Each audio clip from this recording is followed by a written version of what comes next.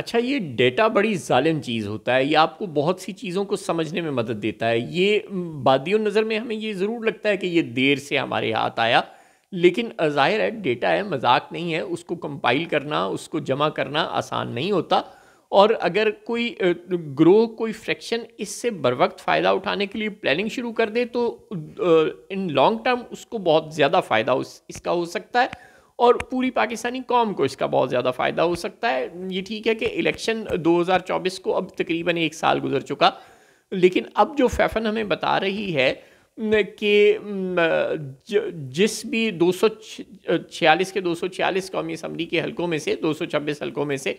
جہاں جہاں بھی کوئی امیدوار جیتا ہے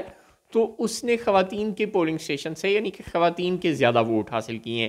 تو اب اس سے آپ کو دو باتیں پتہ چلتی ہیں. اگر آپ نیک شریف آدمی ہیں، اچھا سوچتے ہیں، کنسپریسی تھیوریز پر بیلیو نہیں کرتے، تو آپ کہیں گے کہ دیکھا جی، اگر آپ نے خواتین کو اپنے ساتھ ملا لیا، اگر آپ خواتین کے ووٹ لینے میں کامیاب ہو گئے تو مطلب آپ الیکشن جیت گئے. تو لہٰذا اب آپ کو خواتین کے حقوق کا خیال رکھنا چاہیے، خواتین کی ضروریات پوری کرنی چاہیے، اور ان کے ساتھ انٹریکشن کو امیدواروں کو بڑھانا چاہیے. اور اگر انہوں نے خواتین کو راضی کر لیا اور انہیں آمادہ کر لیا اور ان کے لیے اچھے پروجیکٹس لے کر آئے، تو اس کا مطلب ہے کہ آپ ان کے ووٹوں کی مدد سے اگلا الیکشن جیت جائیں گے. اور اس کی دوسرا رخ یہ ہے کہ آپ سمجھ جائیں کہ دھاندلی زیادہ خواتین کے پولنگ اسٹیشن سے ہوئی ہے نا، کانسپریسی تھیوری. اور بائی دی وے پاکستان کے معروضی حالات میں تو یہی کانسپریسی تھیوری درست لگتی ہے کہ خواتین کے پولنگ اسٹیشنز کو مینیج کرنے کا اور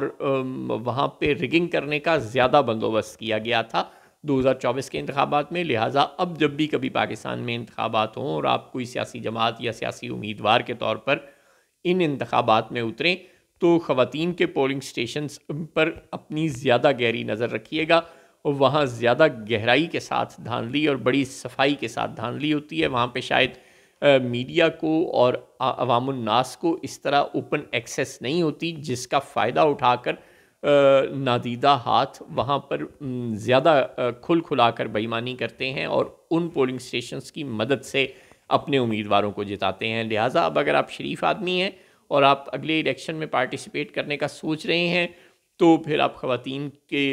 کو راضی کرنے کے لیے، ان کا ووٹ لینے کے لیے ان کی مدد کریں، ان کی معاونت کریں، ان کے حق میں آواز اٹھائیں، ان کی مرضی کے ملک میں کے طول و عرض میں پروجیکٹ شروع کریں. اور اگر آپ کانسپریسیز پہ تھیوریز پہ بلیو کرنے والے آدمی ہیں، سیاسی جماعت یا کینڈیڈیٹ ہیں، تو پھر آپ اب جب بھی الیکشن ہوں تو خواتین کے پولنگ سٹیشنز کو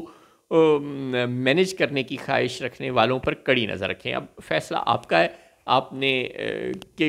کس سوچ کو اپنانا ہے، اور اس کے نتائج پھر جو بھی ہوں گے.